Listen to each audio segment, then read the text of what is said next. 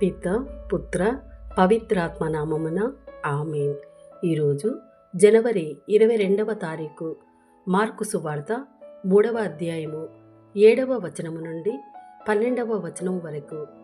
యేసు తన శిష్యులతో సరస్సు తీరమును చేరగా గలిలయ యూదయ నుండి కూడా అపార జన సమూహము ఆయన యొద్దకు వచ్చెను.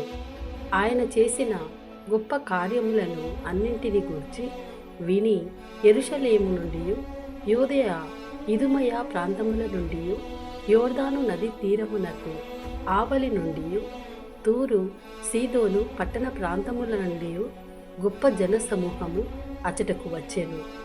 జన సమూహము తనపై విరగబడునేమోయని యేసు తనకు ఒక పడవను సిద్ధము చేయుడని శిష్యులను ఆజ్ఞాపించెను.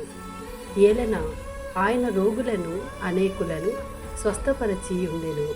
అందుచే ఆయనను సృశించుటకై రోగులు అనేకులు త్రొక్కిసలాడుచు పై పడుచుండిరి. దెయ్యము పట్టిన వారు ఆయనను చూడగానే ఆయన ముందు సాగిలపడి, నీవు దేవుని కుమారుడవు అని కేకలు వేసిరి. కానీ తనను ప్రకటింపవలదని ఆయన వారిని గట్టిగా ఆజ్ఞాపించెను. ఇది ప్రభుని వాక్కు. సర్వేశ్వరునికి వందనములు.